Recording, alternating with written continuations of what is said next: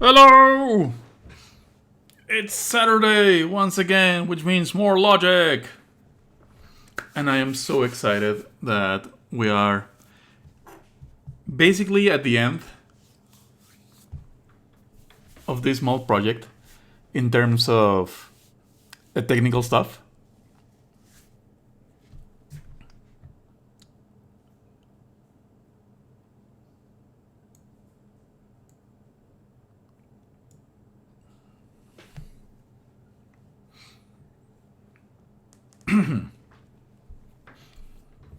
It's been almost 4 months. We still have one more session next week that is about the summarizing everything, reflecting on what we have done, what can we do with this, why does it matter, the more practical and curiously philosophical aspects of all this. But today we finished the crunch, the actual techniques and definitions and so on. Hi, how's Saturday? Mostly pretty good. Rupert?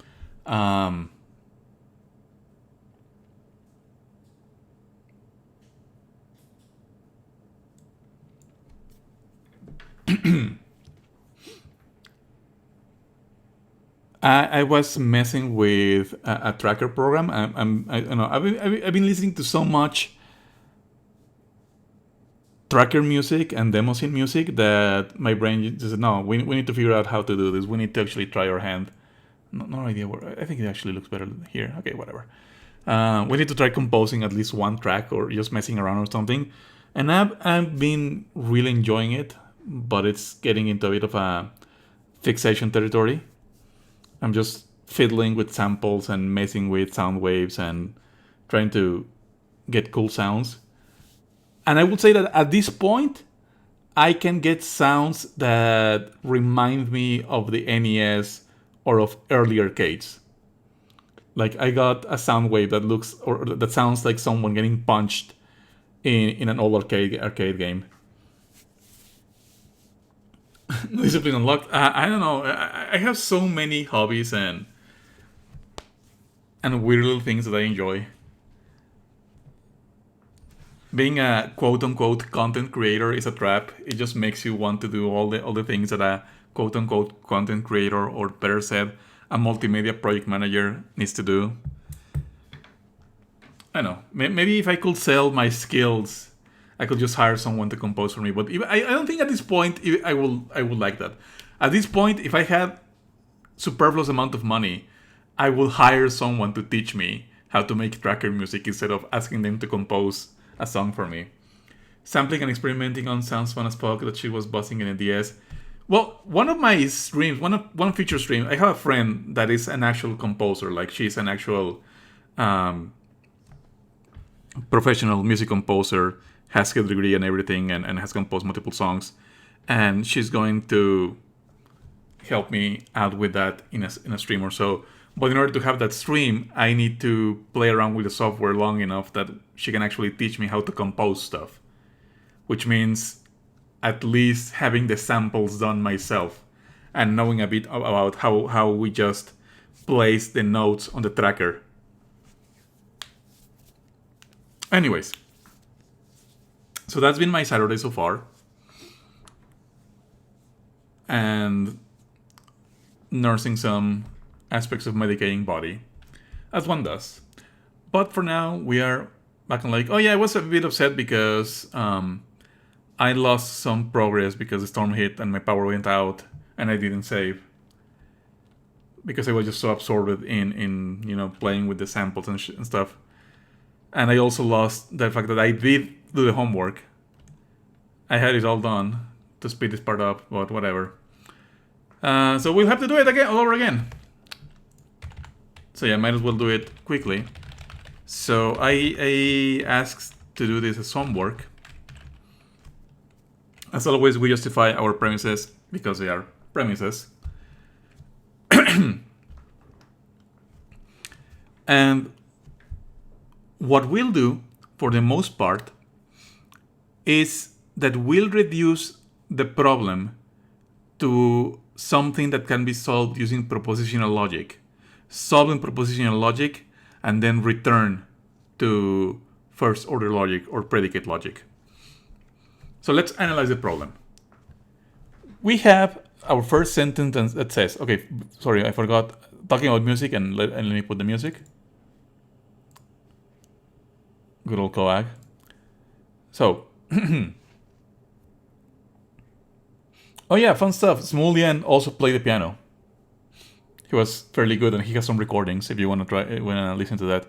Okay, so we have on our first premise and first formula of the proof. Well, technically, this is a derivation. You only have proofs when you start from nothing. When you start with premises, they are derivations.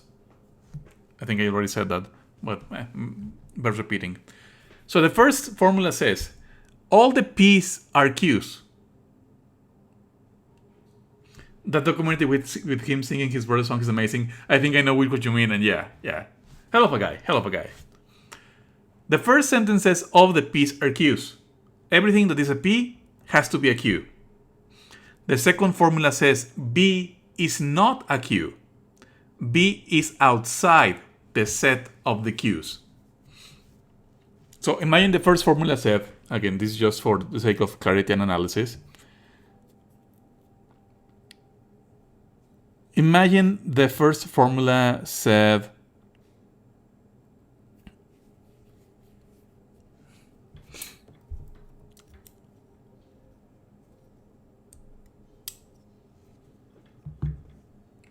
all primates are mammals.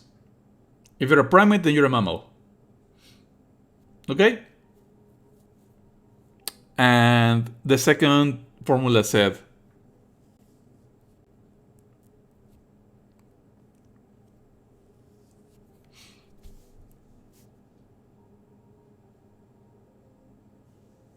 the Mexican scorpion is not a mammal. B being the constant for the Mexican scorpion, and Q being the property for being a mammal. So the second formula says the Mexican scorpion is not a mammal. The music is still not playing. It should be playing, it's just very low in volume, I think. Can you hear it now?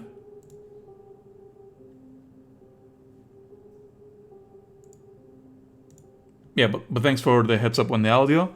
It always helps me when people complain about the audio and bring it up. Okay, there it is. Thank you very much.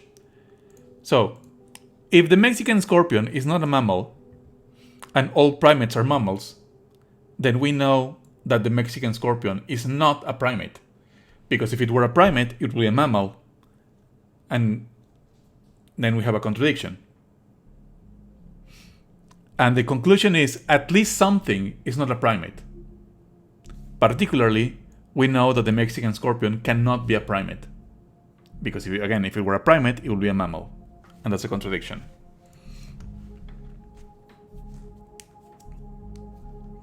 So on 3, we take the formula in 1, which starts with a universal quantifier, and then we're going to create it for an instance, a particular case. The only particular case that interests us is B, because that's the only one we have information on in this proof. So 3 is saying, if the Mexican scorpion were a primate, then it will be a mammal. And this is justified by instantiation of the universal. In which formula? In 1.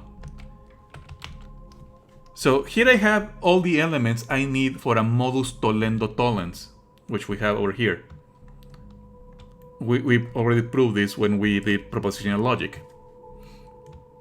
If a formula implies a second formula, but the second formula is negated somewhere in the proof, then the original formula must also be negated.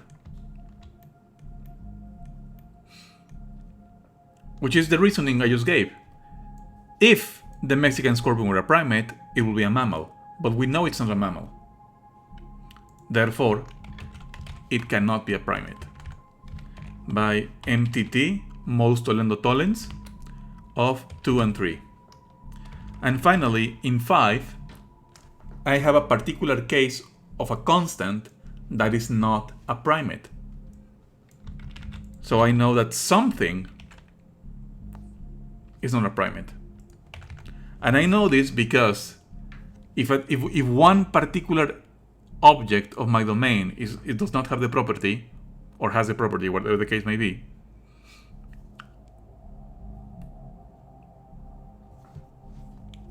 yes, because you parted from the notion that b was a free variable, and it's not a free variable, it's a constant.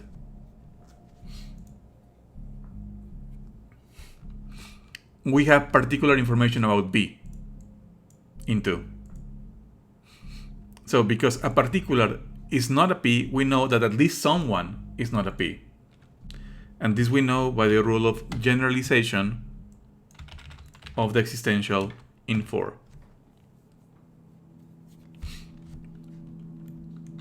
Again, a reminder, here we have our rules for generalization of the existential, which means if you have a formula without variables, so if a constant has a property, then you can say with variables that at least an existential has the property. Which again is a very simple rule. If I know someone from my family is a lawyer, then I know there is at least someone who is a lawyer. I am losing information by saying this. Okay, in the second formula, second derivation, we have a mix and match of quantified formulas and non-quantified formulas. So we need to find that someone is P and B is R. The first part is pretty simple. I first split P of A from 1 by elimination of the conjunction in 1. The conjunction tells us both of these formulas are true. In particular, A of P has to be true.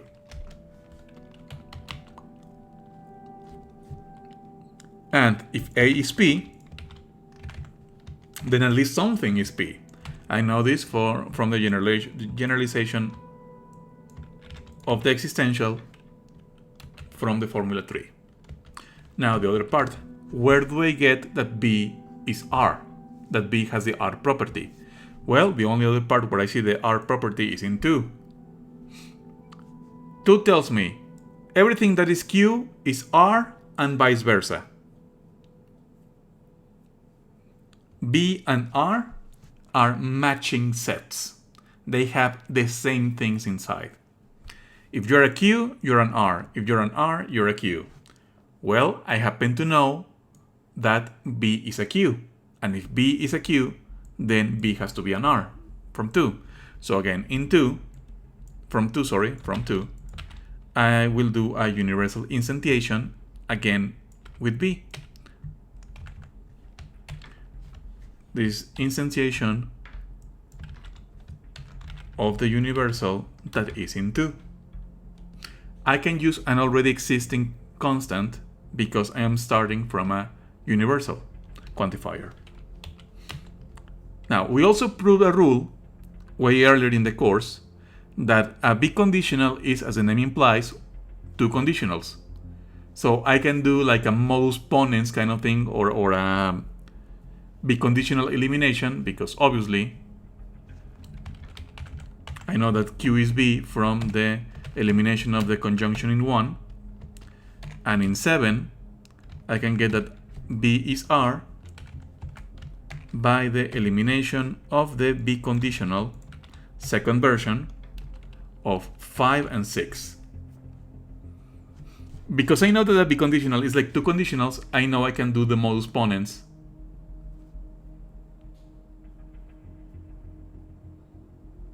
If I recall correctly, you said it's more about all the elements in the biconditional for both match, right? Yes. Yes, that is in the general case, in 2. Here we have that if B is Q, then B is R, and vice versa. And I know that B is Q. And because everything here is matched, If B is Q, then B must also be R. And the rule for that is the elimination of the biconditional second form. We proved this when we did propositional logic. And finally, in 8, I can finish this derivation and arrive at the conclusion with an introduction of the condition of the conjunction. The first formula is in 4 and the second formula is in 7.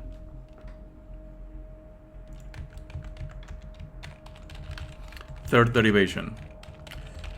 The difficulty or the trick about this derivation is that we have to use existential instantiation or rule of choice, which is probably the hardest rule in our entire rule set.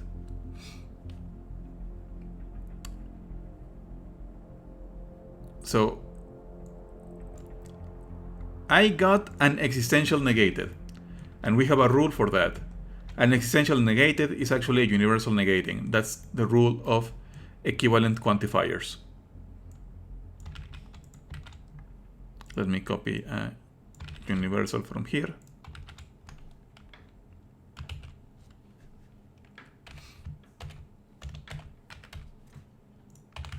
So this is the rule of equivalent quantifiers applied to 2. Now, I have no more rules, no more formula to analyze. I can create as many instances of not Q of X.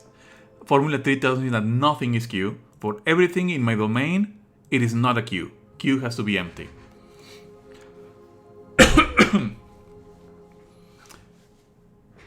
But I want to get to the conclusion that something is a P. Well, Formula 1 tells me that something is a P or a Q. It's an existential, so if I want to analyze that formula, I need to do a rule of choice. I will first, so I have to open a box. And I will choose a fresh new variable. A so far has not appeared in our proof. In fact, no constants have appeared in our proof. So I will justify this by hypothesis. And now, this is not necessary. This is purely as a mental guide to have not so much thinking in my headspace. I will put in parentheses and further away from the formula on the justification 1. This is not part of our proof. This is just a mental reminder that I am using this box or this hypothesis to analyze the formula in 1. Likewise, I will put an A, a slightly smaller A, in this box so I know that the constant I chose for this rule of choice was A. The constant A cannot appear outside this box. Again, this A is not part of our derivation, it's not part of our rule set. It's just a mental reminder that A is inside the quarantine zone. You got it. A cannot appear outside the quarantine zone, cannot appear outside the box that starts in this hypothesis.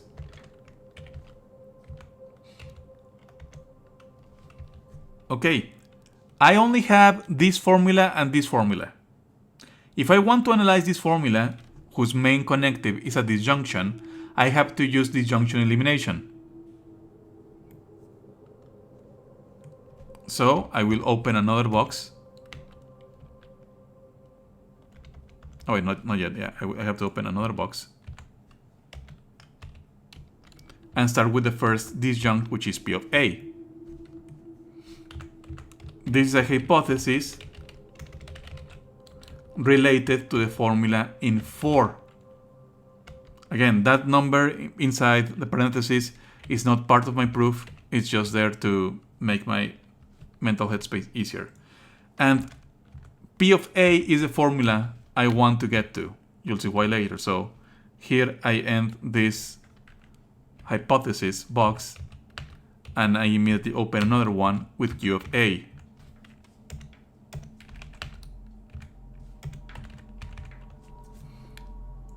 I will justify this with the same rule, the same hypothesis, because I am still analyzing the formula in 4.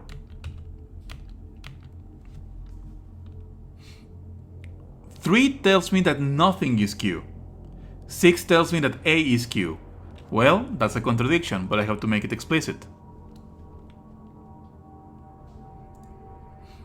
I will create an instance of 3. I can choose A because 3 is a universal quantifier. So this is an instantiation of the universal quantifier found in 3. In 8, I have a contradiction. Q of A and not Q of A.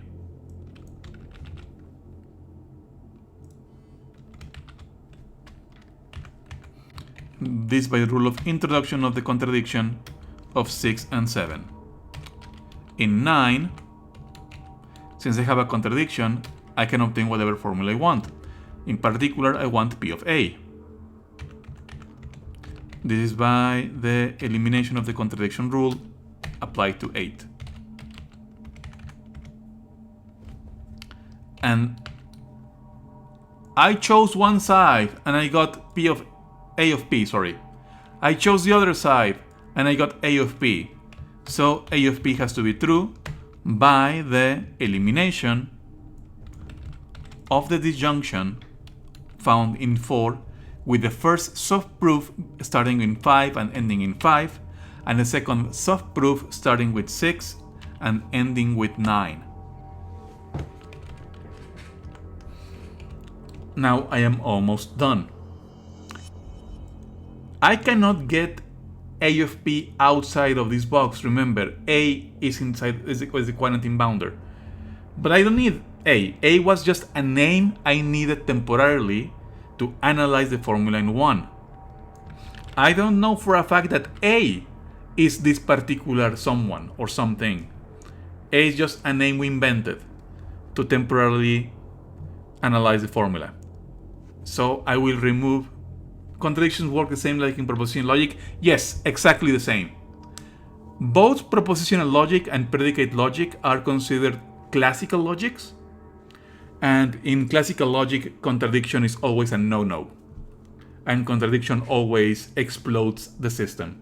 Once there is a contradiction, everything is valid and you can affirm everything, and the system just stops functioning in any meaningful manner. Now, we don't need A. A was just a temporary name. So we're going to do in generalization of the existential from the formula of 10. How do the quantifiers modify things? That is pretty much what I'm showing here. Contradictions are like a blue screen for the general ACAC. Yes, in classical systems. There are non-classical logics in which contradictions can be contained, which is kind of like, well, I mean, there's like different families of paraconsistent logic. Paraconsistent logics are logics in which you can have contradictions and the system doesn't explode. In one family of paraconsistent logics, it's like a tiered system in which you have multiple dependencies and multiple locks. So for example, in a certain type of paraconsistent logic, you can have a contradiction or a blue screen on a program, and the operating system can close that or can like stopgap that. So the contradiction only applies to the program. And then you can have a contradiction that applies to the operative system. Okay, but the BIOS is protected because there's a stopgap for that. So it's like an onion, multiple layers that can block the contradiction. That is one form of paraconsistent logic. But in classical systems, in propositional logic, predicate logic, set theory, contradictions are total catastrophe. The system just crashes. Now, finally, I have a formula that does not have A on it. So I have obtained a formula that can exit the quarantine zone. Paraconsistent logic got stopgaps and works like a metasystem virtual machine style in a way. One family. That family of paraconsistent logics is the family of logics invented by Newton da Costa, a Brazilian logician and philosopher. But there are other paraconsistent logics, like most famously the ones by a dude named Graham Priest, which work in a different way.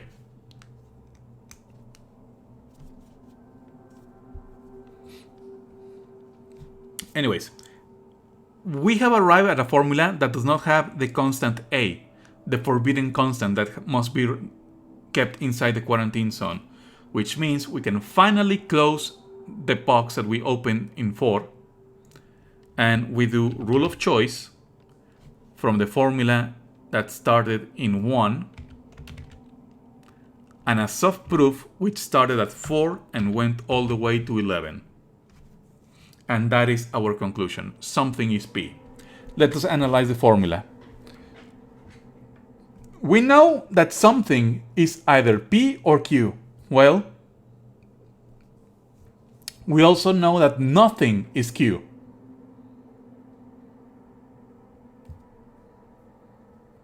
So you're just telling me that something is P.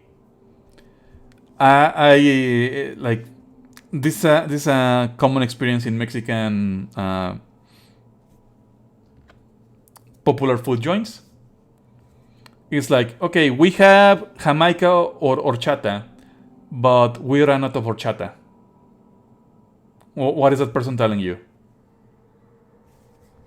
We have at least one glass of horchata or Jamaica, but actually we don't have any Jamaica left. Ah, so you're telling me that there is horchata. Yeah.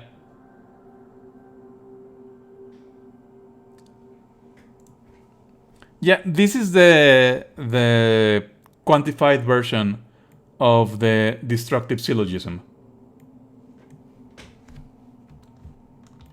Is this someone's name?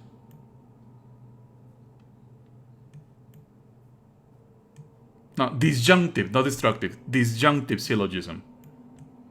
A or B, but turns out that not B. Ah, well, so A. Something is either P or Q, but nothing is Q. Oh, well, so it has to be a P. Yeah. So what we do is, okay, let's imagine that we know which member of the domain is either P or Q. We name that member A, because A is a fresh new name. Well, if A is P, we're done. If A is Q, we have a contradiction because we said that nothing is Q. So it has to be P. Oh yeah, it has to be P all along. But A is just whatever name, so I cannot say that A is actually P. I can say that something is P though. Yeah. Okay, and here we have D, which is pretty simple. The point of the exercise D is that it has to use an identity law. So we know that R of A to B from elimination of the conjunction in 1. And we know that if B is equal to C, I can replace any instance of B in a formula with C by the rule of substitution of identity from 1 and 3. And that's it. Pretty simple.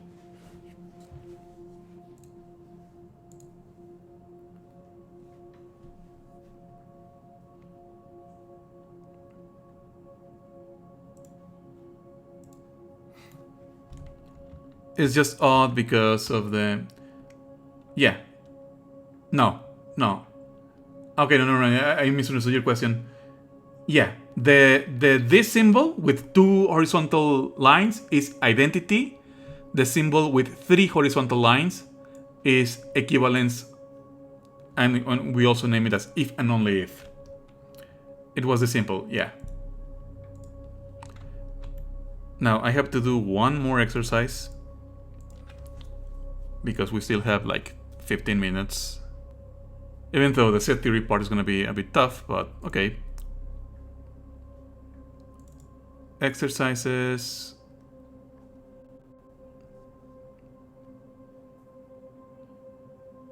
Okay, this one looks nice.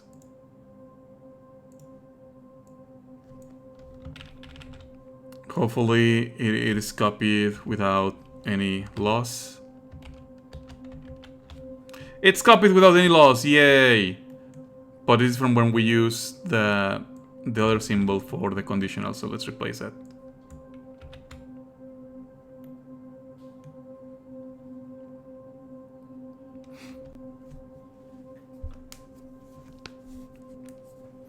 So this formula is saying there exists something that is P, and for everything else that is P, it has to be the first thing. So this is the formula for counting to 1. This formula is saying the P property has only one member. There exists someone that has a P property, and it only has one member. If anything else has a P property, then it's actually the first thing. Names for things my brain doesn't like. Thinking pure symbol, it does. Okay, Yoda. And the second premise tells me that A is not P. So the conclusion is that A must not be the element that is in P, which we currently call Y. Okay?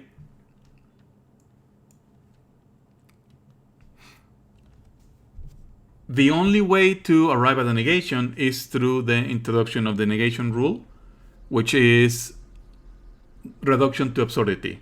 We will start a hypothesis in which we take this formula as true and arrive at a contradiction. So I will justify this by hypothesis.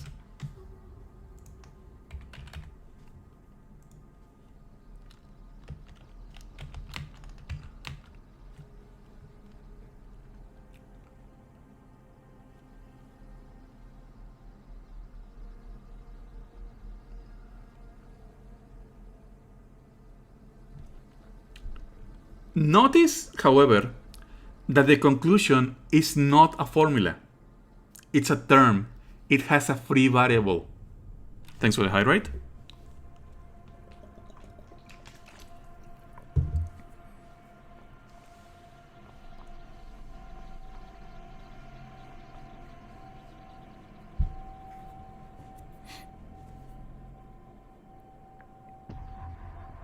Y is a free variable in this formula. That's why I want to do it.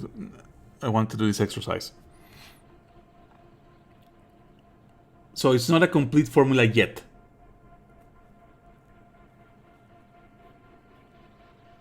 In fact, is this even valid as an exercise? I have my doubts. Because read literally, this means that y is not equal to anything, but y must always, but a is not equal to anything, but a must always be equal to itself. I think past me did an oopsie whoopsie. Yeah, no, this formula, this exercise is wrong. Because y, if a formula appears like this,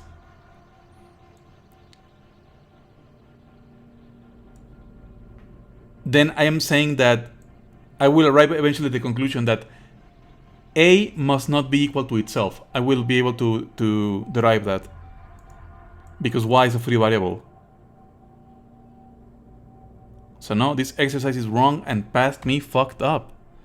Shame on me, past me.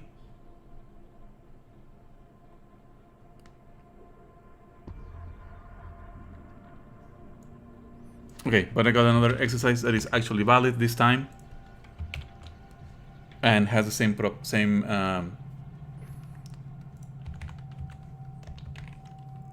teaching goals. So hypothesis. Here, X, this is somehow Uncanny Cat Golf's fault. Yes, I agree. Even though I transcribed these exercises, I think 20 years ago. Damn. I am so old. No, wait, not 20 years ago. 10 years ago. Math hard. I am not at all. I am not that old. Yeah, this was from 2016, not 26, not 2006, yeah. Duh. Okay, So it's setter. Look, we're speaking about uncanny cat wolf, and here it is, setter, uncanny setter. Okay, we want to arrive at the conclusion that d is equal to I. Here, both d and I are constants. Formula 1 tells me that d is in the t relationship with I. T is a relationship with two elements. And the second part of the conjunction tells me that everything that d is in a t relationship with is equal to I. 2 tells us that everything is in a t relationship with d. Sounds kind of abstract. And I think at this point is where I show why formal logic has its place, because I cannot think of a story or a plausible sounding scenario for this. I just have to delve into the symbols. Okay, so let's start by breaking apart the first formula. This elimination of the conjunction in 1.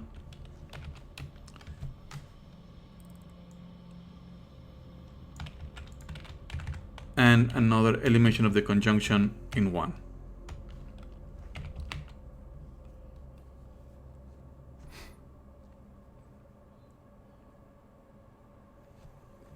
So I want to replace this x such that I get d.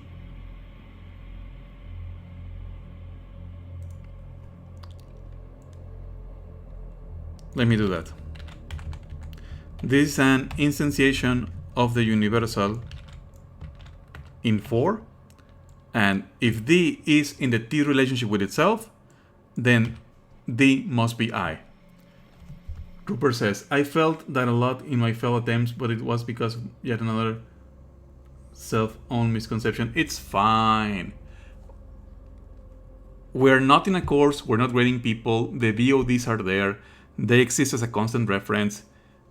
Making errors is part of the learning process. You can always look back up at past sessions and reinforce. You can ask us in the Discord. That's what the Discord is for. Soon enough, once the semester actually kicks in, which is going to be in like a week and a half, you can go to either Ciencias or Filosofía, and ask to join a logic course as a listener. And I hope that if you do, you will have a very easy time compared to the rest of your peers. Anyways, so all I need to do to get that d equals I is to get that d is in the t relationship with itself. Well, guess what? 2 tells me that everything is in the t relationship with d. In particular, d has to be in the t relationship with itself because for all x means everyone, and everyone is everyone. Why is there a birthday hat next to my name? Because today is my streaming anniversary. Yep. I streamed for a bit earlier than this run, like 5 years ago, I think, because my powerful ass broke the chair I was using to sit on the computer, and I needed a new chair. So I streamed for like a week, a marathon of streams, begging people so I could get money for an actual office chair, and I did, and it worked. And I learned something very important from those streams.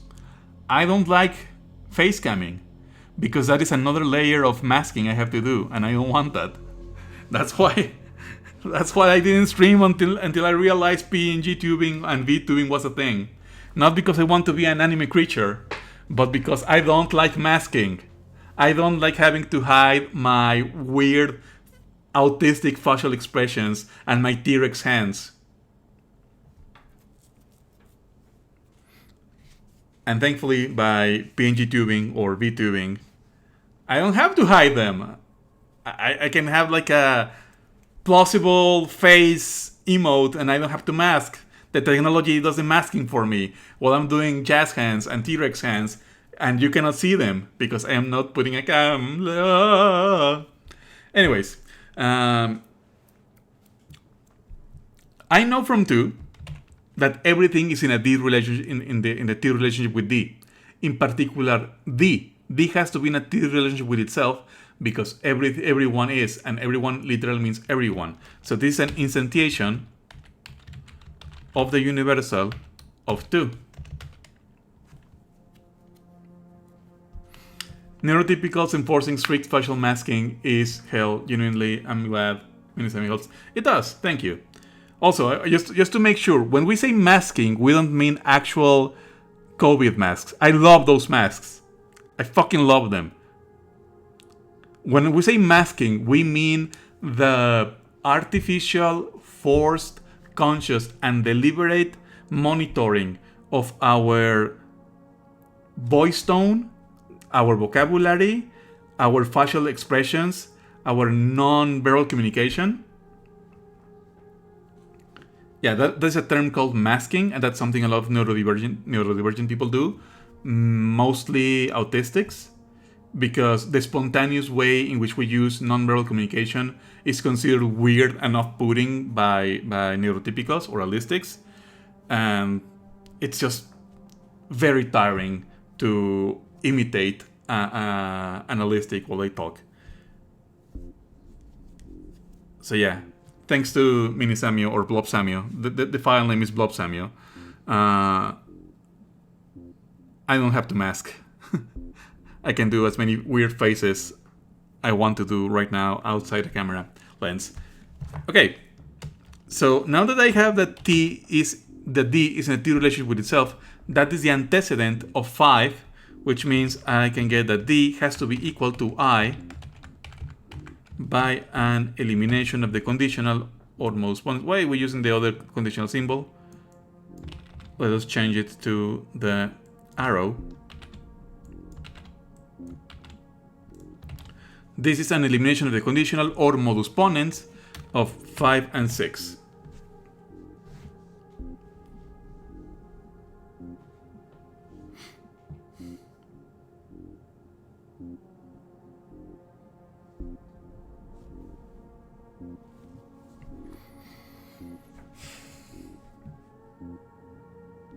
Well, I know which exercise we got this from. I know which exercise we got this from. Oh, I know. I remember now. This formula, T is the fear relationship. T means fears. Hello, Bones. Thank you for the stream anniversary. Congratulations, saying. Yeah, so this is actually from a Logic Olympics, which is as geeky as it sounds. It's a bunch of nerds doing logic exercises, and whoever gets the most exercises correct wins a medal. And the premise was, so D is a constant for the devil, and I is a constant for God. So the first formula was, the devil fears God. D of T in I means the devil fears God. And the second part says, and the devil only fears God. Everything that the devil fears has to be equal to God. So, the devil fears God, and the devil fears only God. And the second formula says, everyone fears the devil. And the conclusion is the very Spinozian, the devil is God. And the argument is as follows. If the devil only fears God, and everyone fears the devil, then the devil must fear himself. TDD. The devil fears himself. And because the devil only fears one thing, and that thing is God, then since the devil fears himself, the devil fears God, the devil must be God. Wah, wah, wah. I'm really glad I chose this exercise instead. It's really funny. Shin Megami Tensei intensifies. Yeah.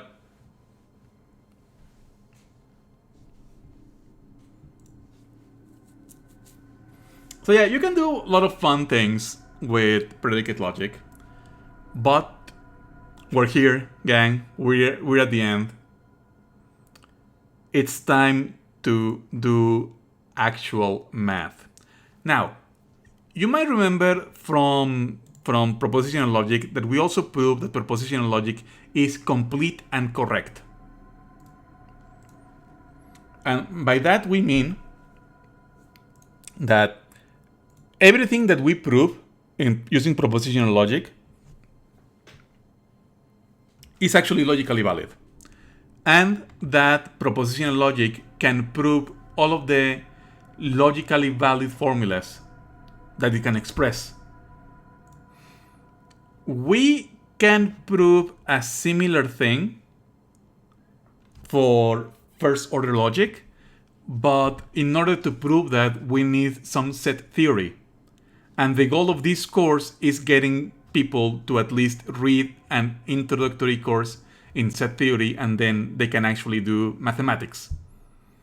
So I cannot prove that first order logic works until we show you how to do set theory. And then when you learn set theory, you can go back and prove that, yeah, first order logic is actually valid, it works, everything is fine.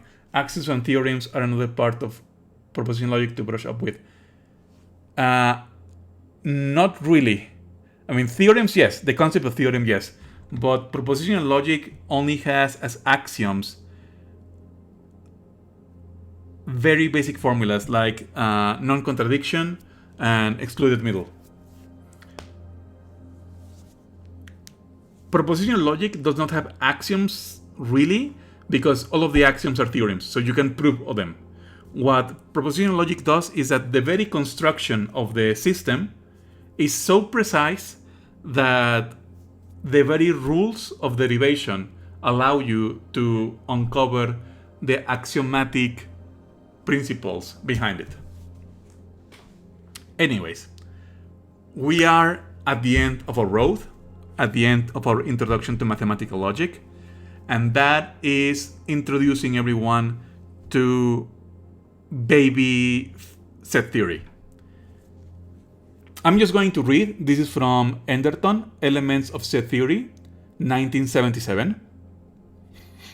So this is like the second generation of people who were doing formal logic after, like, the people from the war, second patriotic war and post-patriotic war period.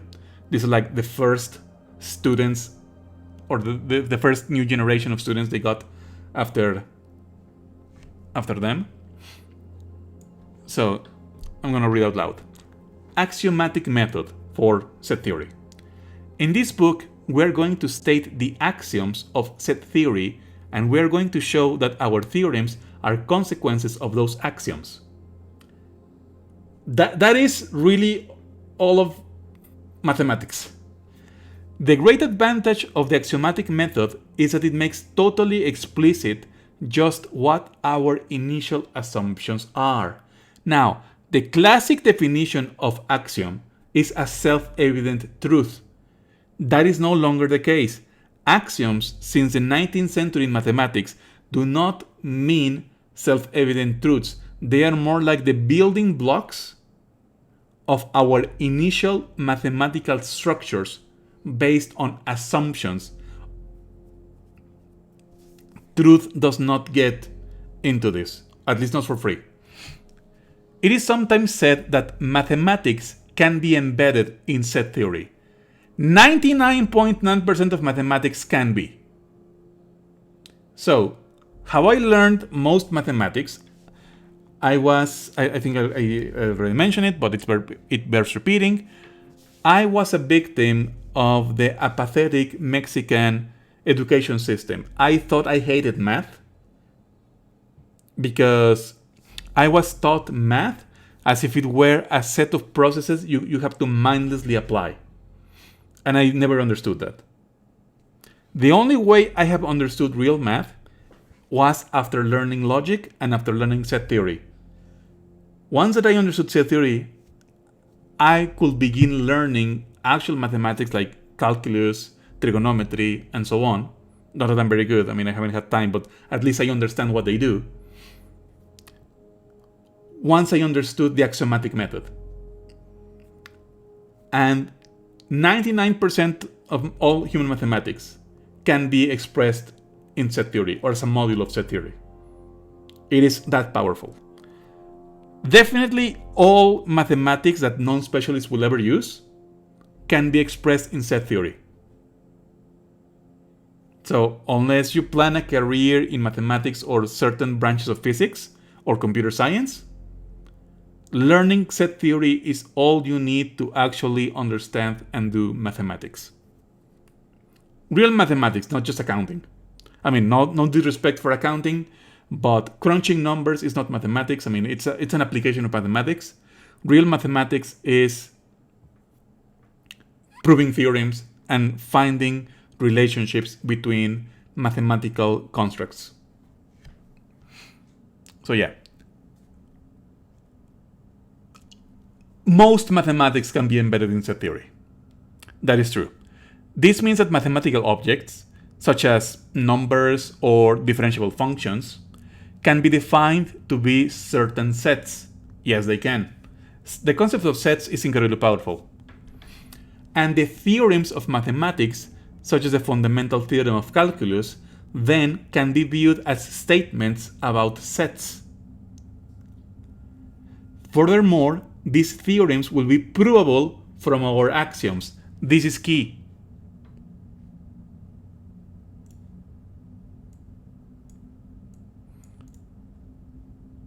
Oh wait, I cannot highlight. Oh well.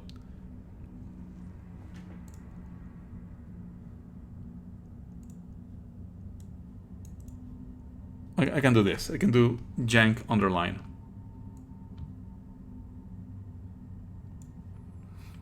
The axiomatic set theory method allows you to convert mathematics into proofs, like the ones we were just doing.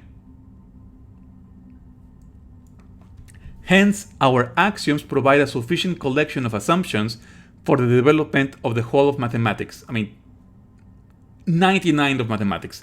A remarkable fact. Yes. It is a very weird thing to say, but most of mathematics has been solved in a way.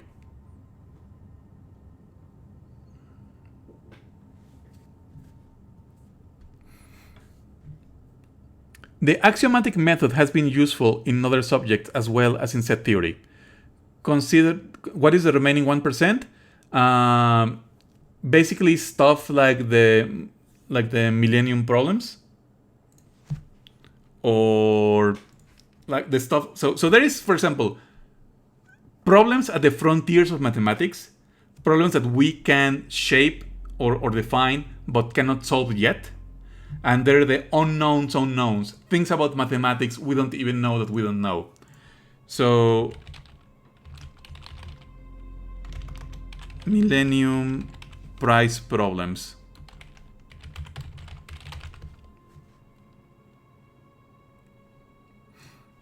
I'm gonna link to the wiki page.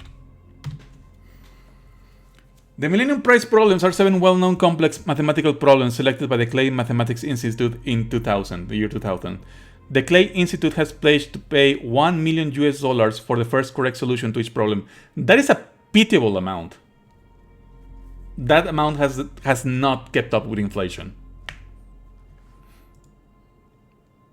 So those are problems that have been placed, or conjectures that have been expressed in mathematics, but we do not have a solution for.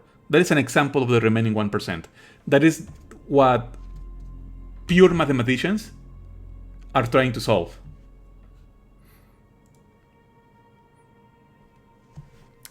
And there are other sets of problems like that. Those are not the only ones, but those are some of the most famous and most impactful. Okay, so the axiomatic method has been useful in other subjects as well as in set theory. Yeah, they're from around 100 years ago, yep. I am not, like, it sounds silly, but most of mathematics has already been solved.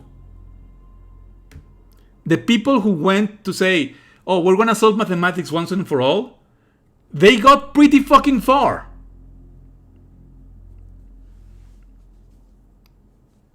The axiomatic method has been useful for instance, okay, consider plane geometry, for example. It is quite possible to talk about lines and triangles without using axioms, but the advantages of axiomatizing geometry were seen very early in the history of the subject, like from Euclides. The non-axiomatic approach to set theory is often referred to as naive set theory, a terminology that does not hide its bias, but I think that bias is justified.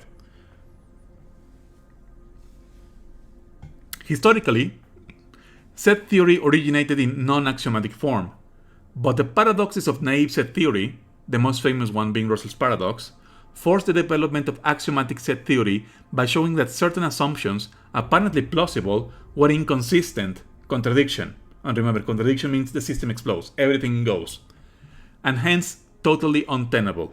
It then became mandatory to give explicit assumptions that could be examined by skeptics for possible inconsistency. Even without the foundational crisis posed by the paradoxes of naive set theory, the axiomatic approach would have been developed to cope with later controversy over the truth or falsity of certain principles, such as the axiom of choice. Yeah, the axiom of choice is an enormous mathematical and philosophical problem.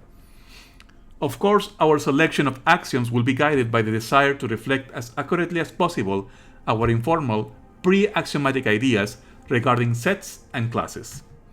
It is nonetheless quite possible to study set theory from the non-axiomatic viewpoint. I mean, possible, but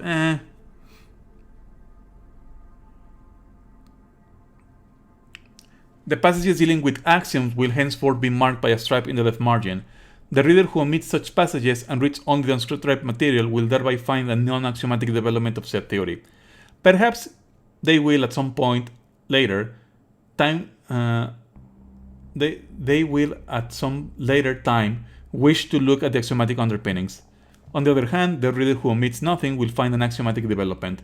Notice that most of the striped passages appear early in the book, primarily in the first 3 chapters. Yeah, because axioms are principles. So, we have been training ourselves in an axiomatic method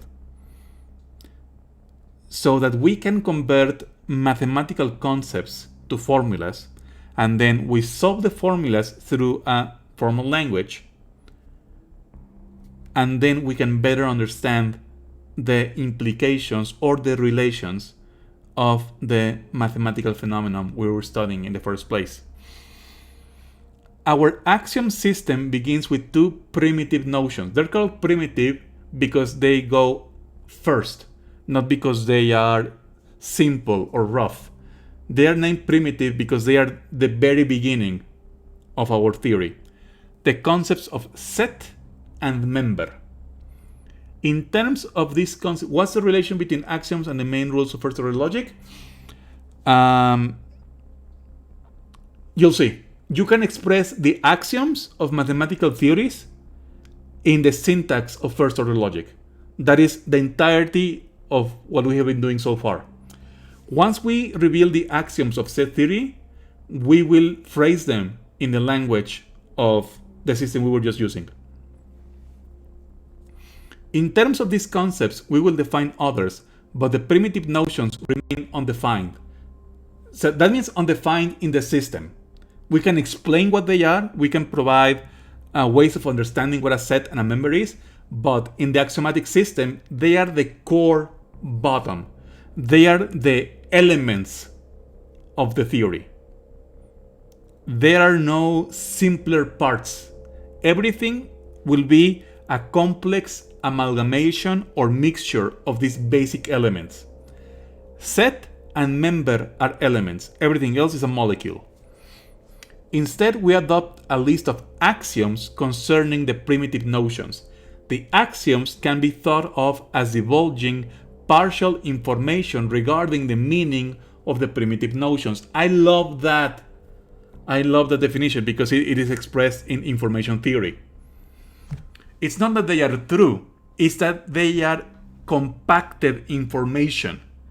They are like the installation program for set theory. Having adopted a list of axioms, we will then proceed to derive sentences that are logical consequence or theorems of the axioms. There you go. That is the entirety of what we have done so far, to get us trained in the notion of what is a logical consequence and how to obtain it using a set list of precise rules.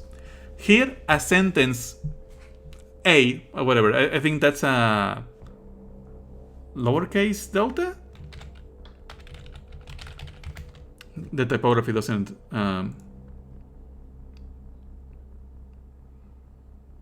help much. It's either a lowercase delta or a lowercase omicron. So yeah, difficult to say. And again, it doesn't matter. It's just a variable for any formula. Rupert says, what we've been seeing since propositional and now first order logic, working with true and false as binary values, describing data. Yes, sir. Yes. Any formula true. So, if the axioms are true, at least intuitively it's clicking in more and more. Yes, perfect. That's great. So, because our notion of logical consequence is if the first things are true, then the later ones are true, we will take the axioms to be true, or we will take the axioms to be our model. We have earlier sketched in an informal and sometimes vague way what set and member are intended to mean. But for a sentence to be a logical consequence of the axioms, it must be true whatever set and member mean, provided only that the axioms are true. The sentences that appear on the basis of our informal viewpoint as if they ought to be true must still be shown to be logical consequences of the axioms before being accepted as theorems. In return for adopting this restriction, we escape any drawbacks from the informality and vagueness of the non-axiomatic viewpoint. In other words, a set will be defined entirely by what the axioms say. A set is an abstract entity that fulfills the axioms of set theory. Nothing more and nothing less. Is it circular? Yes, a bit. Rupert says, been reading Wittgenstein's Tractatus and seeing the pure linguistic descriptions of objects and figure and wondering how logical it is. It's the other way around. When Wittgenstein was writing the Tractatus, he was trying to make language based on pure logic. The Tractatus is, okay, if we take everything people say about logic completely seriously and literally, I have a pet theory which is not unfounded, and other people agree, but you cannot diagnose that people. But I have a pet theory that Wittgenstein was quite autistic. So the Tractatus is, we take what people say about logic with complete seriousness and autistic literal mindedness, and if that is the case, then the world has to be like this, as what the Tractatus describes. There is an interesting point here concerning the foundations of mathematics. If delta is a logical consequence of a list of axioms, is there then a finitely long proof of delta from the axioms? The answer is yes! For a lot of things, but not all the things. There is an important result in mathematical logic. The topic is treated, among other things, in other book. For example, the first of our axioms is the axiom of extensionality, which is almost as follows. Whenever A and B are sets, such that exactly the same thing are members of one, are members of the other, then A is equal to B. Imagine for the moment that this were our only axiom. We can then consider some of the logical consequences of this one axiom. For a starter, take the sentence, there cannot be two different sets, each of which has no members. That is absolutely true, because if both have no members, then they have the exact same members, namely nothing.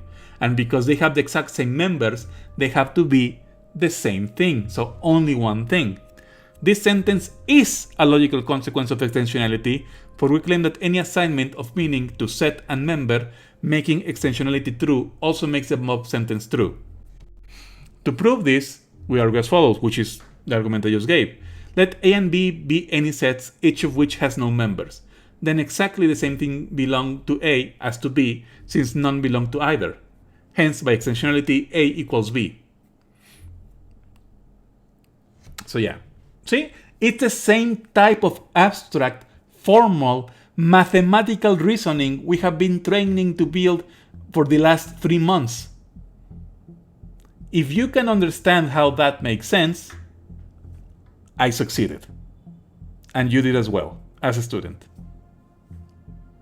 If you can understand that type of reasoning, that is really all you need to do to start learning mathematics for real. On the other hand, consider a simple sentence such as the following. There are two sets, one of which is a member of the other. This sentence is not a logical consequence of extensionality. Those are just a statement that could be true or could be false. We don't know. Now, here's the real meat and potatoes. To denote sets, we will use a variety of letters, both lowercase, uppercase, and even script letters and Greek letters. For now, we will only use lowercase and uppercase letters. There is no meaningful difference between lowercase and uppercase. They're just for stylistic and visual aid. Everything in set theory is a set. So, all of our constants and variables will also be sets.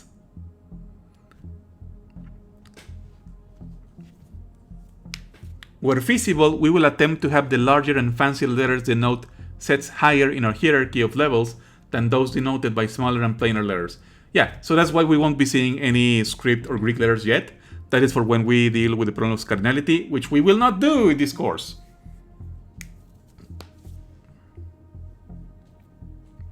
So yeah. Basically, because everything in set theory is a set, every symbol that is not a logical connective is a set. It will often be advantageous to exploit the symbolic notation of mathematical logic. This symbolic language, when using judicious amounts to replace the English language, has the advantage of both conciseness and preciseness. So, shorter and more precise. The following symbolic expressions will be used to abbreviate the corresponding English expressions. Hey, look! It's first order logic! There it is! The universal becomes for every set. The existential becomes there exists at least one set, or a set. Not, and, or. The disjunction, so negation, conjunction, disjunction, conditional, biconditional.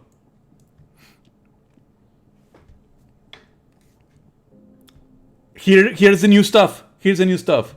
In set theory, we do not have relation letters. We only have two relations. So instead of saying P of A or R of A and B, the E belongs to exactly. So we will not have this. Instead, what we have is A belongs to B. This is a relation. So this and this could mean the same thing. We're just going to use a specific symbol for this. Statistics class was naughty, just dropping us on there with zero preview preparation in social science course. Yes, that is absolute horseshit, and that it ended up being more of an Excel tutorial. I mean, that's pretty good. Excel is pretty powerful. But that kind of bullshit, and the fact that in Mexico high school education is severely lacking, is why I made this course. So that people who are new to mathematics, who have not been properly trained in mathematics, can then join these courses and actually understand them. But yeah, you have seen the funky A, the funky E then. The funky E means is element of or belongs to. So we will not have various relationships. We'll only have two relationships. The funky E, that means element of, and the identity relation, which we saw at the end. So we sometimes see, for example, the funky E, the element of. This is equivalent to this. When you're beginning, I suggest not using this. Stick to this for the beginning. Later on, you can use this. Likewise, identity crossed is equivalent to not identity. Again, stick to this for the beginning. Then when you are confident, you can use the simplified versions.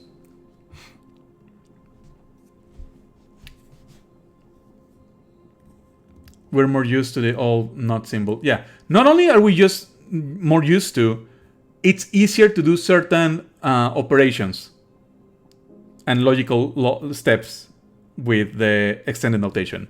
Now, with all the symbols, we could avoid the English language altogether in a statement of axioms and theorems.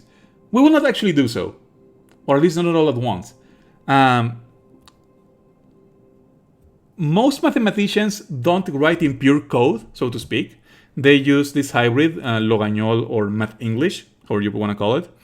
It's just more efficient. But the important part is, if pressed, we could reduce everything to pure code. We could reduce all of it into a formal system. It's something that we can do. We have proven that we can do. And that is all the guarantee we need.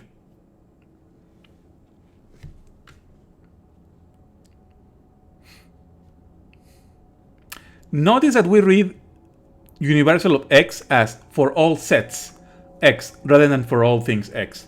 This is because of our decision to eliminate atoms or non-set elements from our theory. A result of this elimination is that everything that you consider in set theory is a set. Every member of a set will itself be a set. The principle of extensionality, so this is the important part. We take this sentence in Logagnol or in Math English for all A's, for all B's, for any two sets, A and B, if they have exactly the same members, then A is equal to B. So this is the hybrid Math English, half formal, half natural language that mathematicians tend to use. But we can turn all of this to code. Instead of saying A and B have exactly the same members, we just say, for every two sets A and B, if for every element, if this element belongs to A and this element belongs to B, if and only if this is true, then A is equal to B.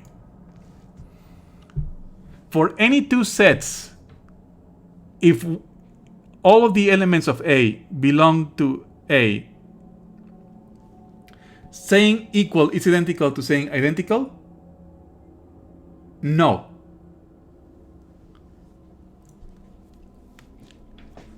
It is an axiom of set theory that coextensionality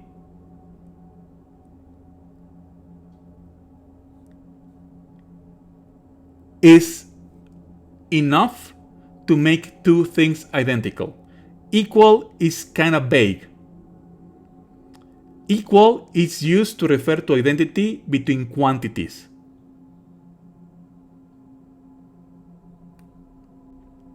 So again, I understand that we are reaching peak pedantry, but as you can see now, defining things, especially at this stage, is very important. So we have to be full pedantic.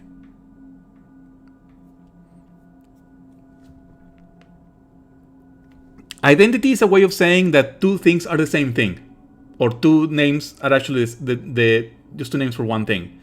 Equal in mathematics tends to be used to mean that two quantities have the same value. Okay, time for stretching and squatting.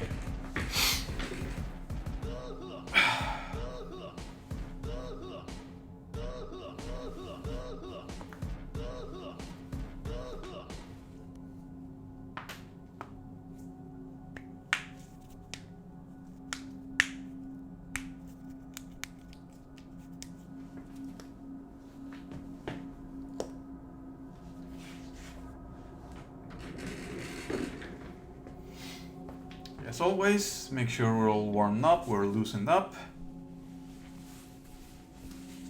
Thanks for the hydrate setter.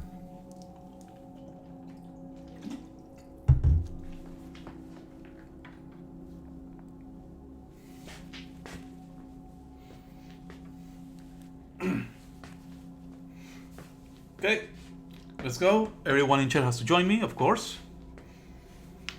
1, 2, 3, 4, 5, 6, 7, 8, 9, 10.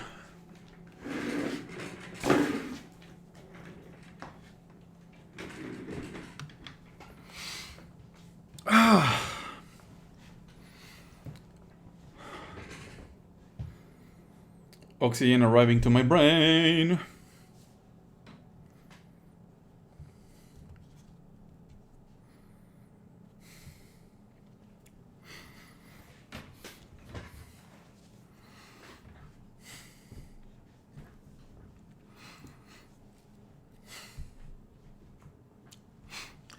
Another example. There is a set to which nothing belongs. Can be written as there exists a set so that for all things, the things do not belong to B. So, using the extended notation, this is there exists a set, we call them B, that for all other things, the things do not belong to B, or are not an element of B. Nothing is an element of B.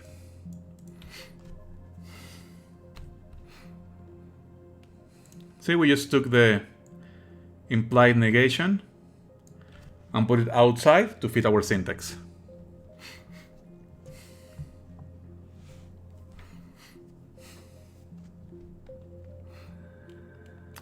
Historical notes, which are really good. I strongly recommend you read them, but we don't have time for that today. We only have around half an hour left. Here we go. The actual stuff. So, the first of the axioms of set theory is if two sets have exactly the same members, then they are identical. They are the same thing. So yeah.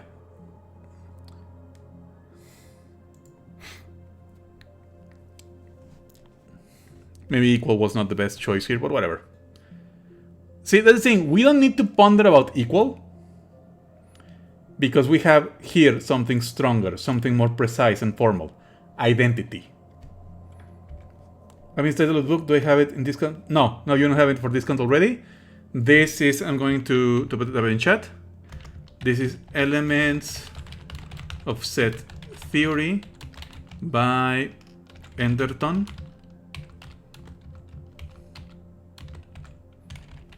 $19.97.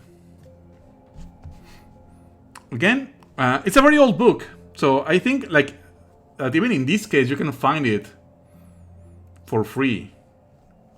No, it's not 1997. Sorry, it's 1977. As I said, kind of old book, so it should be easier to find. Okay.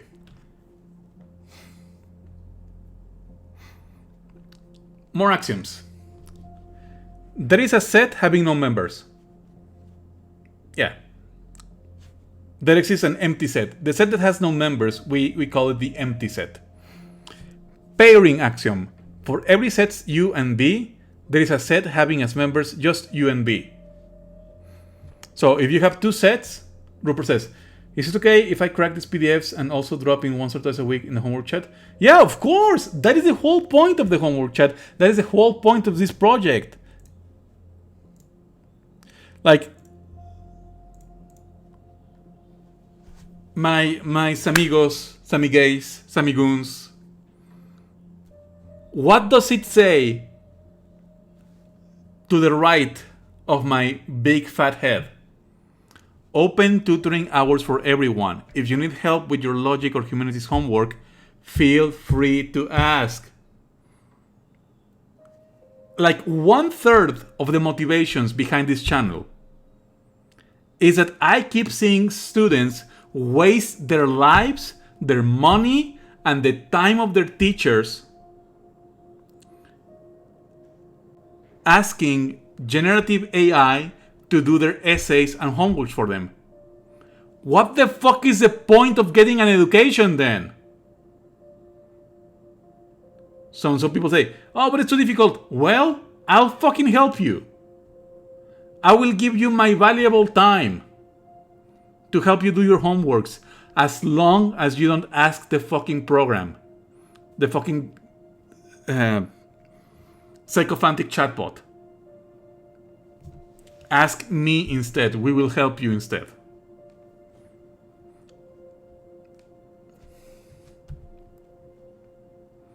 So yeah, don't worry, Rupert, or anyone watching this.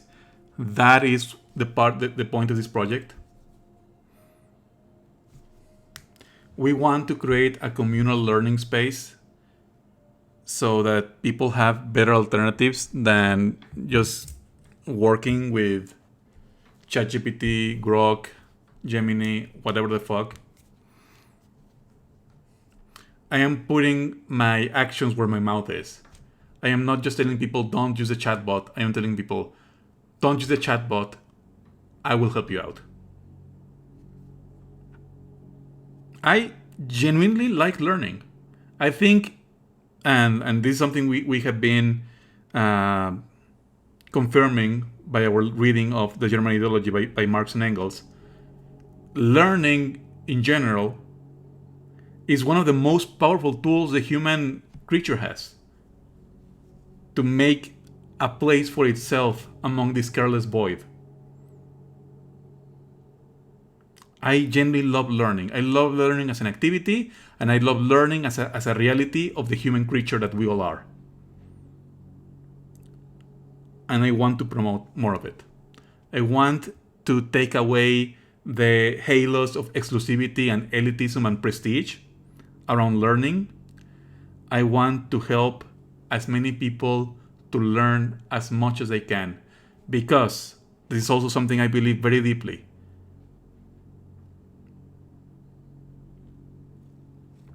Learning expands our capacity to act, and the expansion of our capacity to act is happiness.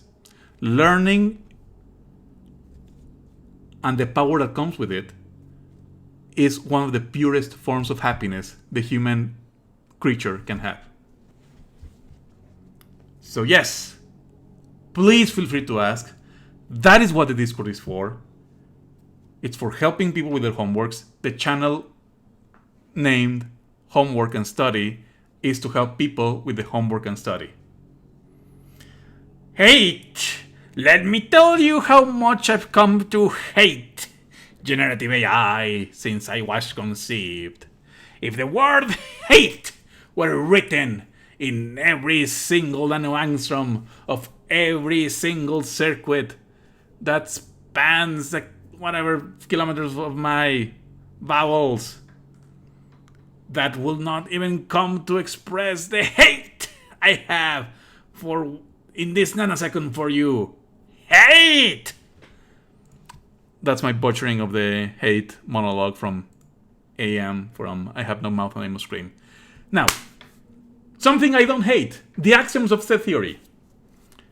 The pairing axiom tells me if I have any two sets,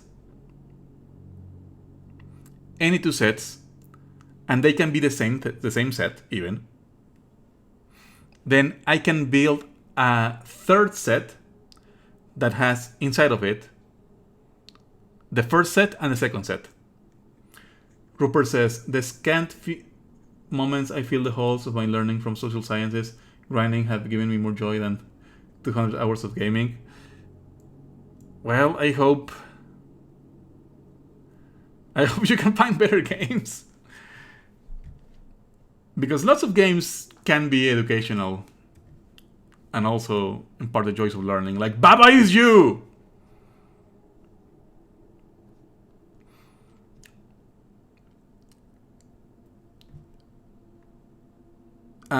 This will not do, because this union axiom does not work. So that's why it says preliminary form.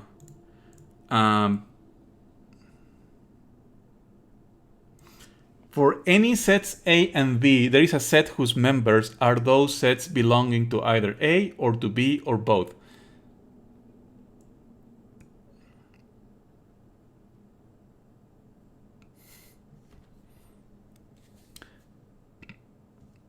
Sarah says, Minecraft taught me how to negate fall damage with a water bucket.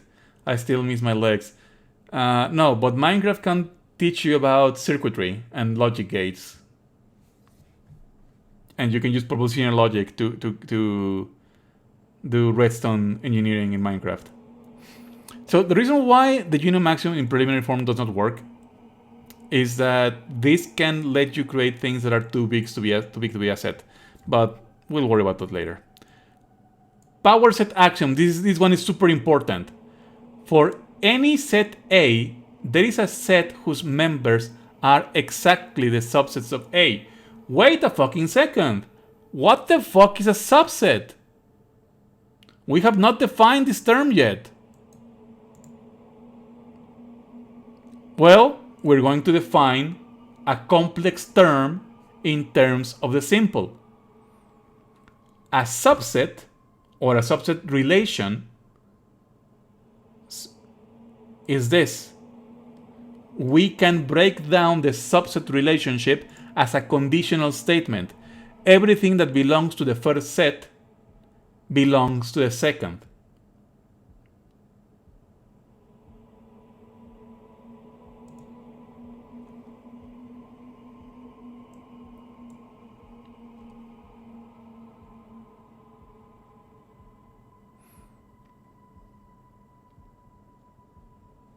Also, the union axiom will be restated in a stronger form. Yeah. The set existence axioms cannot be used to justify the definition of symbols used informally. Okay. We don't care about that. What we care about is that we can use these axioms to actually do set theory. And that is the crowning goal of this series. Let me find el amor. What is el amor? El amor is the introductory set theory book used in the Faculty of Sciences in Mexico's Autonomous National University, or in Spanish.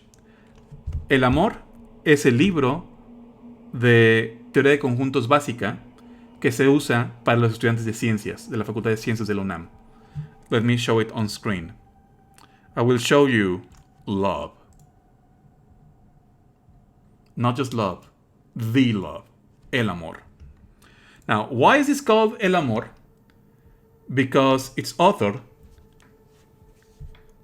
is the legendary José Alfredo Amor Montaño. The man's last name was Amor, was love. And I had the pleasure of meeting him twice. I wasn't very close to him, but all of my teachers were his students.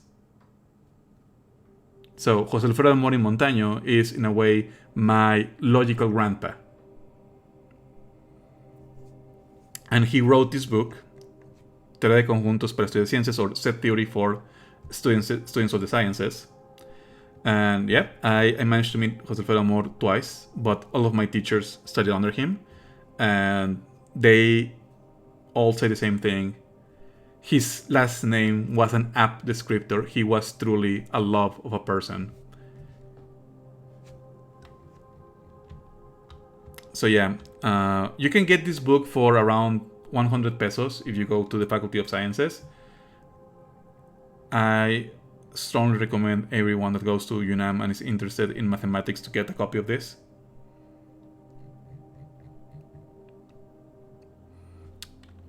We don't care about this. We only care about the exercises for now.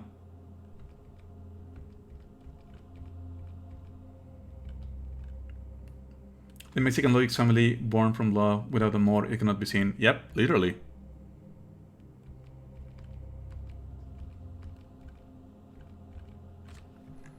There we go. Let's take the third exercise. Wait, no, that's not. That's kind of difficult.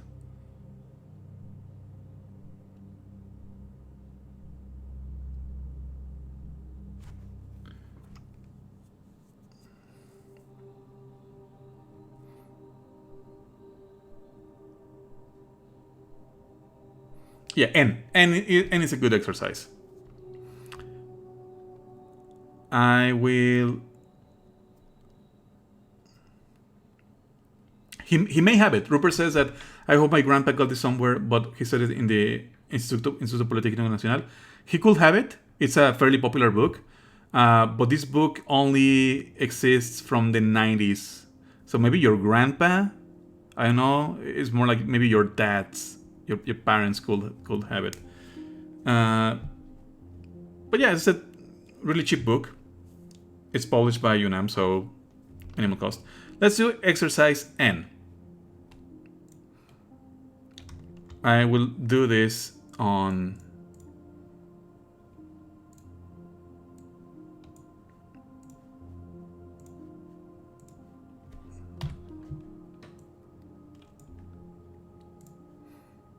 my worksheet.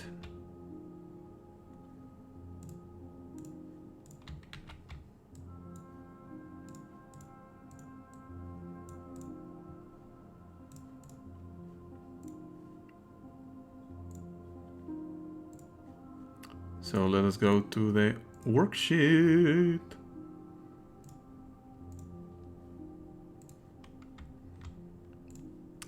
So what it says is, the intersection of the power set of A and B is equal to the power set of the intersection of A and B. We have not defined intersection, but it's pretty simple. The intersection of a set, right here. Let me copy the logic symbol. Set theory symbols. Go.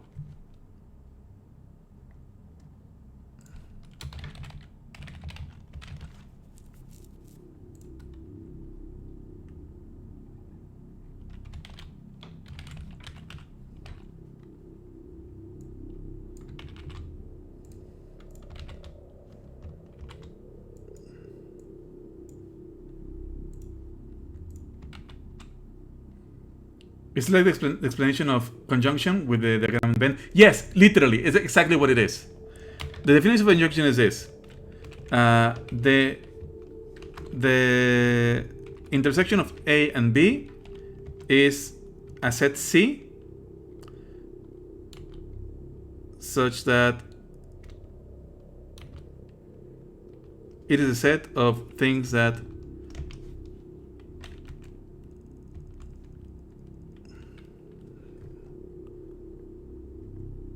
I need universal.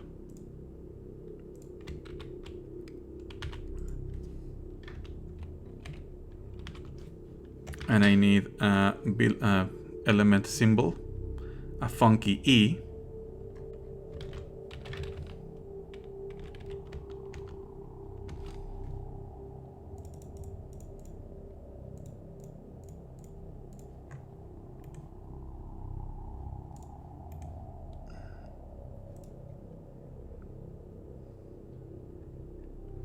So I just need to find it once and copy it once, and okay, there we go.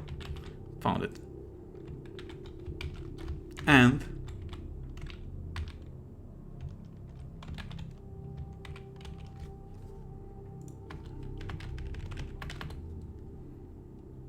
so yeah, it is very similar. It is literally the the Venn diagram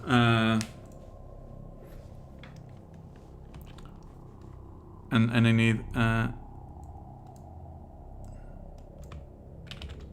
like to be fully there exists a C such that for everything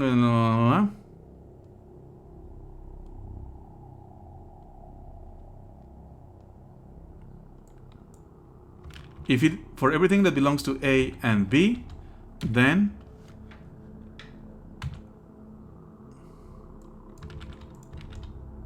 X is an element of C.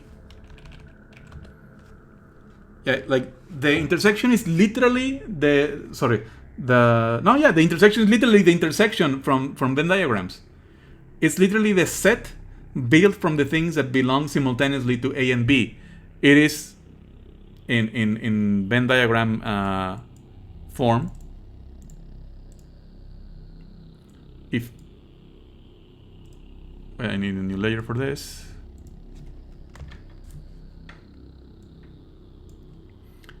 If A is this set, okay, low opacity, yeah. I need color. If A is this set, and B is this set, so this is B, this is A, then the intersection definition tells me there is a third set that I can build with the elements that belong to both A and B. So the elements, or in this diagram, the things that belong to both A and B are the intersection. And that is the name of that symbol, the intersection. So here in this intersection are the elements, or the x's, that belong to A and belong to B. And that is, and if you fulfill all of this, then you belong to a third set C, which we can just refer to as the intersection of A and B. So we defined a new complex term using simpler elements. Again, which is a very common practice in actual mathematics. Now, the other thing that we needed a definition of is the power set. We flew past it, but I'm gonna copy and paste it, which basically means is that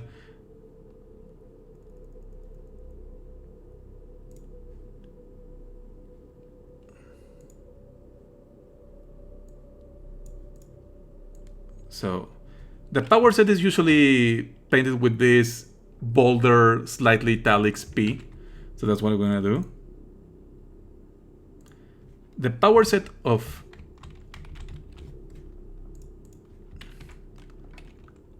a set A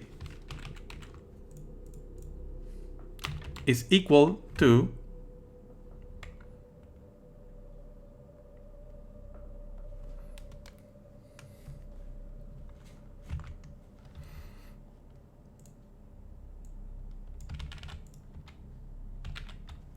there existing a new set, we'll call it C because C is just whatever name, that for everything that belongs to this new set, the power set,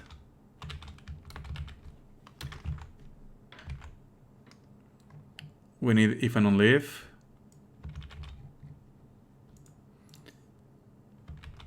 everything belongs to the set if and only if X is a subset. And I'm gonna need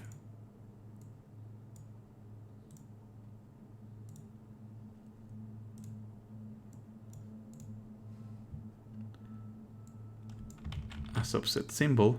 Now, is it finally clear why we chose the arrow over the sideways U when doing the conditional?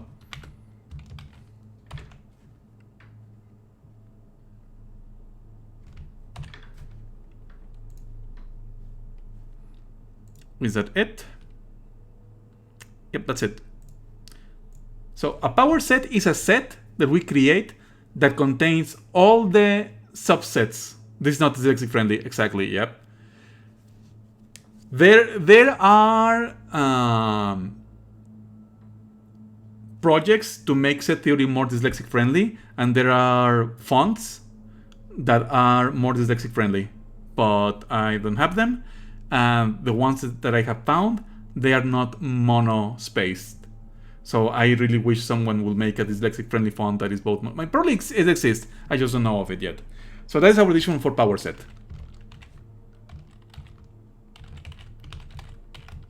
A power set is a set that is composed of all the subsets of A. Now, what is a subset? A subset is a relation.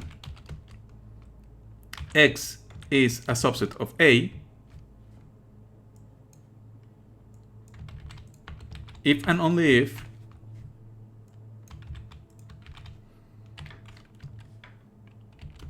every element that belongs in X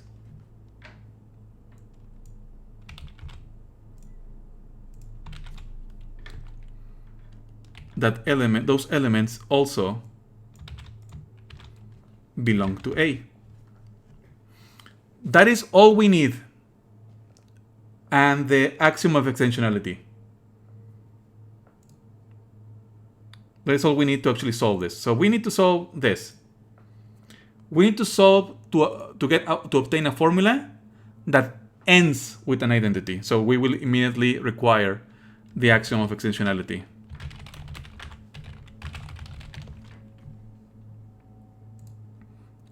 Let me see if I can copy and paste it. No.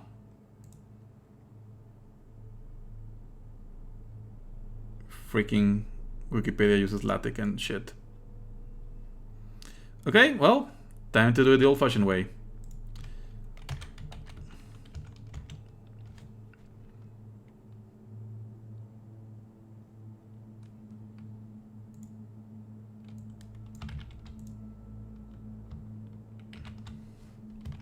So we can prove that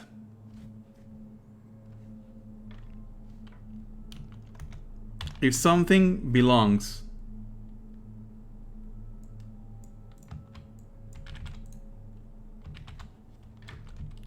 to the intersection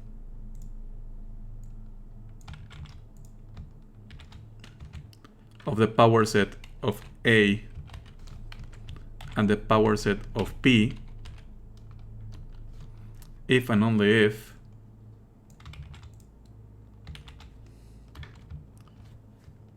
that thing belongs to the power set of A intersection B, then that proves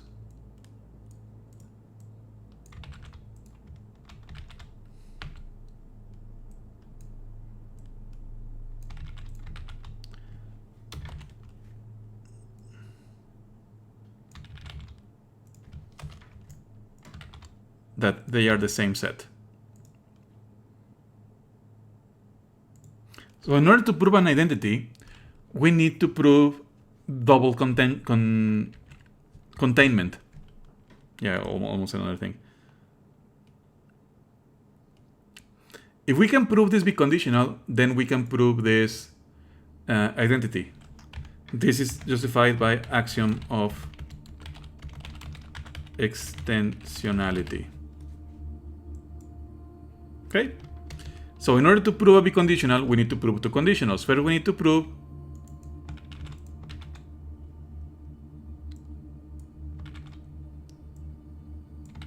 that if you belong to one, then you belong to the other. Okay? Most set theory proofs will follow this pattern. So we need to prove this conditional. How do we prove a conditional? Okay, we assume the antecedent.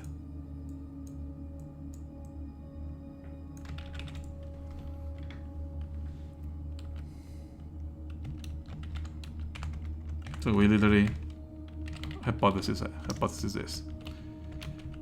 At this point, I'm being much more lax with the numbering and so on because most mathematicians do it, and because I'm going to get a little dirty with drawings. I will eventually start to Okay, let's see if I can avoid it. Let's see if I can just do it using pure text. So just this is an hypothesis. Okay, if something belongs to the intersection, then I know that it belongs to both parts. So if X belongs to the intersection of the power set of A, then it belongs to the power set of A, and it belongs to the power set of B. I know this because of the definition of intersection. If something belongs to the power set of A, what does that mean? That means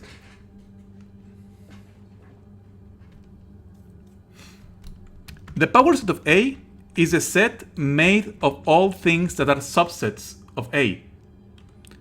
So if X belongs to the power set of A, then X must be a subset of A by the definition of power set.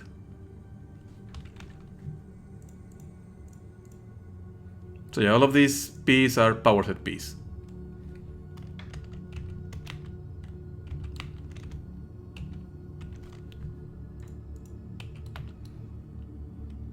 Likewise, if X belongs to the power set of B,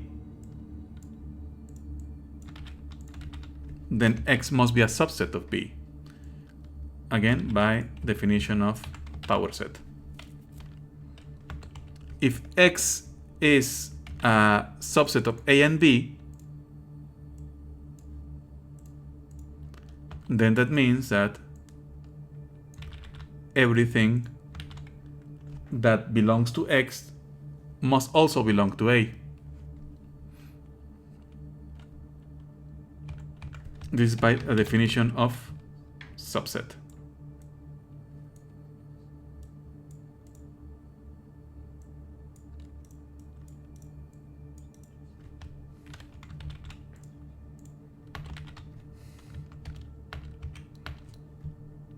And literally the mirror case, but for B.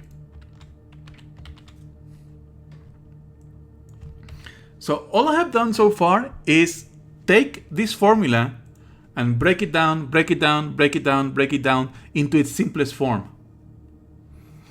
What this formula told me originally, sorry, this one, is that since X belongs to this intersection, then X is and has to be a subset of A and a subset of B.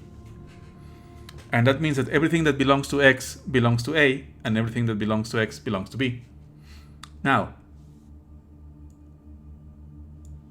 where do I want to go? I want to get to this formula. So notice that in this part, I'm reasoning backwards. I want to get to this. In order to get to this, I need to make sure that X belongs to the power set of A and B. But X belonging to the power set of A and B, the intersection of A and B, means that X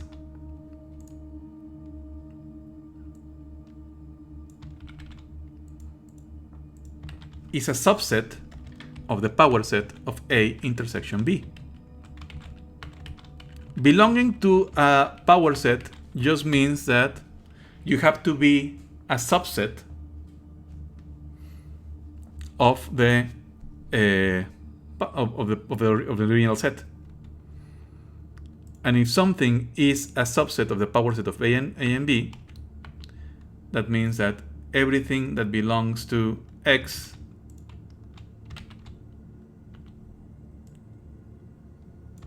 must also belong to the power set.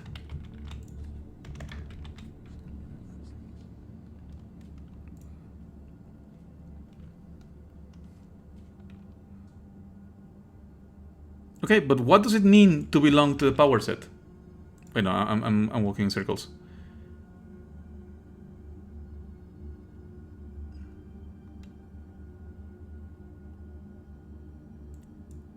No, yeah, there we go. If I belong to the power set, that means I am the subset of the set. There we go. That means that y belongs to both a and b. Okay, but what does it mean for y to belong to the intersection? That means that everything in y belongs to a and everything in y belongs to b.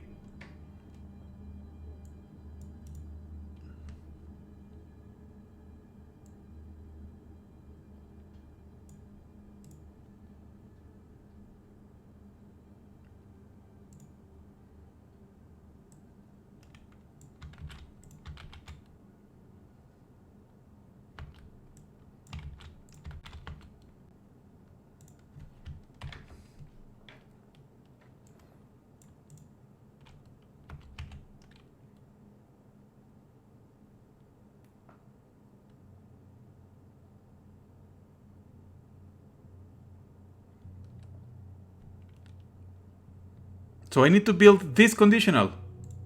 Okay? I'll build another box. And in this box I'll assume that, okay, let's assume something belongs to x. Well,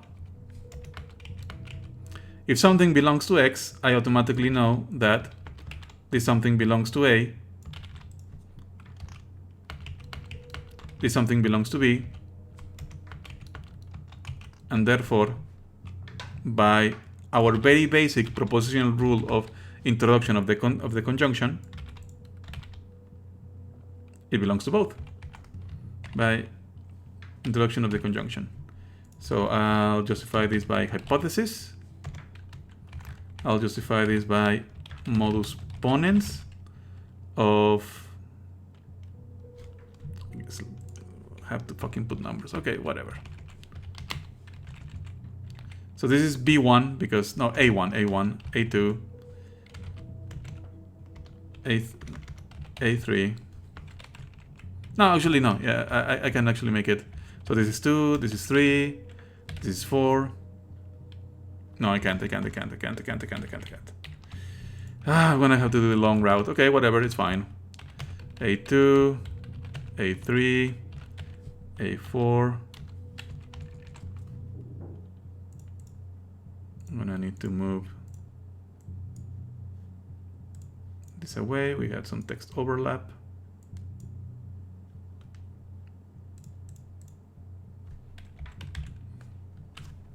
And it's going to be A5, A6, A7, A8, A9, A10, whoops, A11, A12, A13, A14. Some formatting here. Okay. And so I'll start putting numbers. So A1 is justified by hypothesis. This is the definition of the intersection applied to A1. This is the definition of power set applied to A2. Well, here I skipped a step.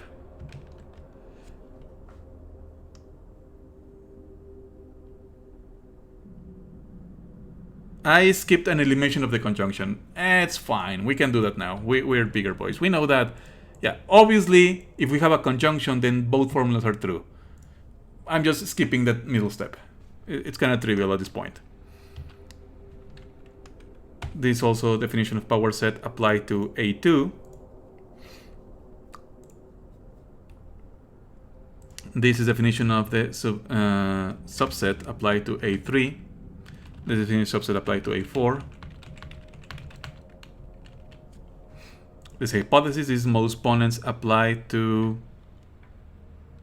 A7 and A5. This is also modus ponens applied by, not A5, what am I doing? Oh no, yeah, it is A5. A7 and A6. Now, it may seem counterintuitive.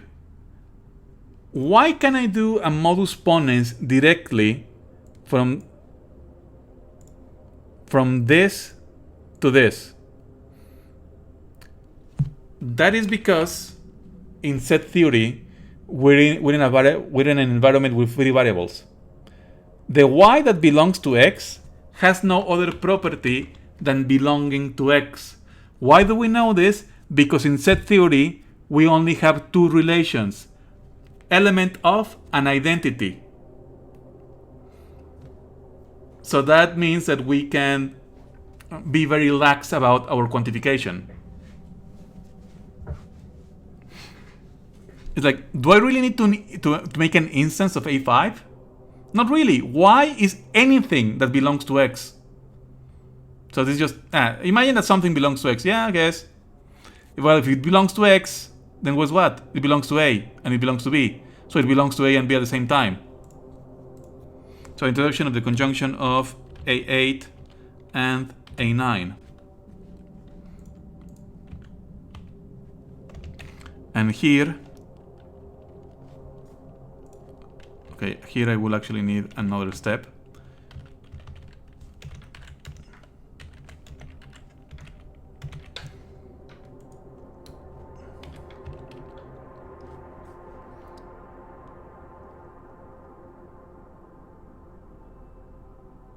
No, I wouldn't. No. Well, I mean, okay, let's just make it for the sake of clarity. I will get this by the introduction of the conditional of A7 all the way to A10. And here I will have a instantiation of the universal. Oops, what happened? From A11. I can do this instantiation of the universal because y is a free variable. Again, I am in a free variable environment. I could have chosen y, I could have chosen z, I could have chosen any letter I wished. It doesn't matter. And from here, it's just definitions.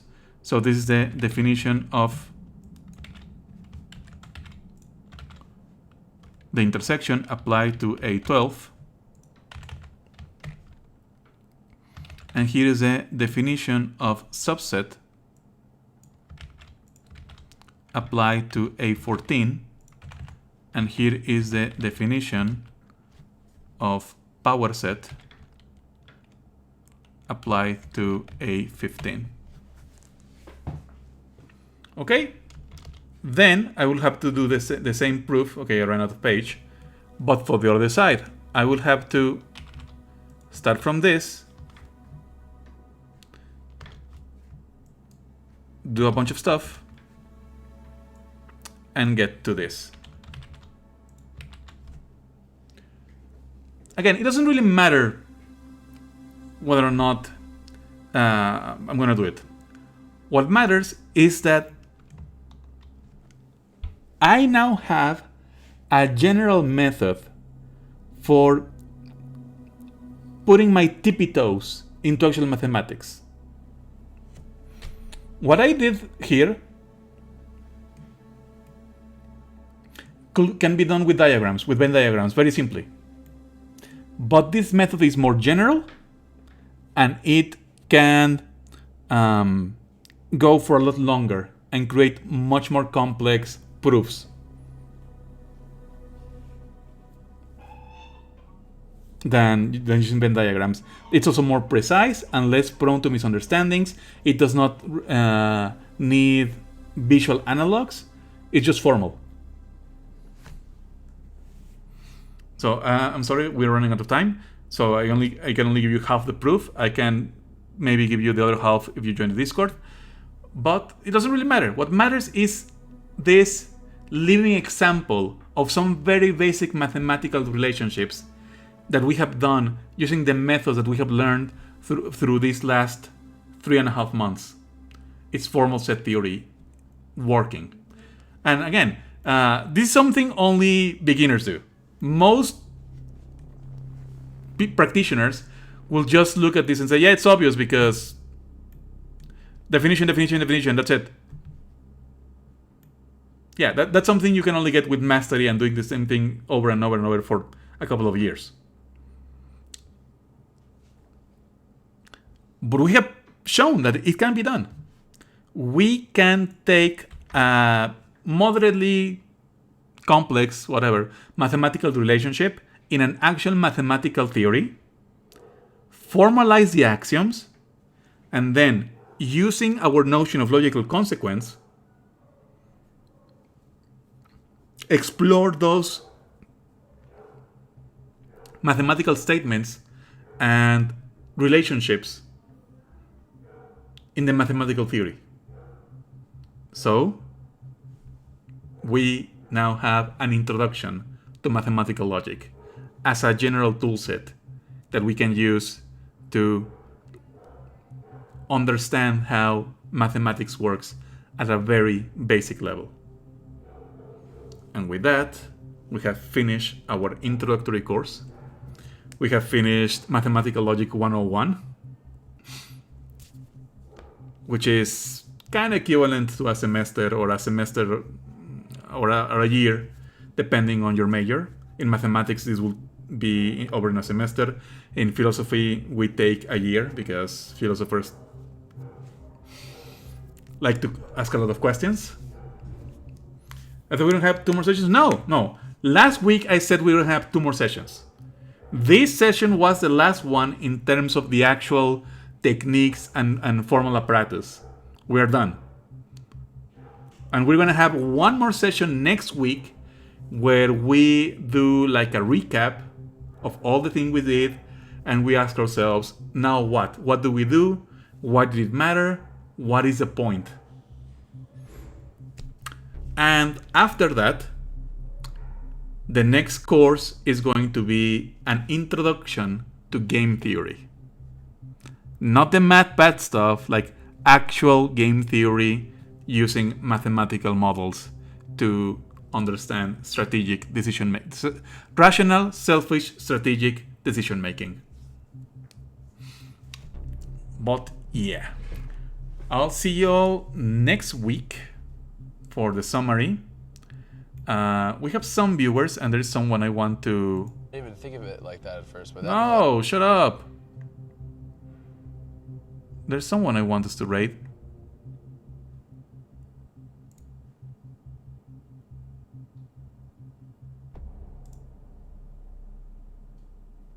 Shut up, Chris. Where the fuck are you?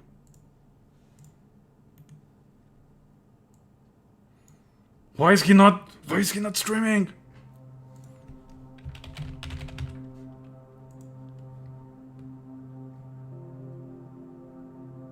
Okay, sorry, I need to check what time it is.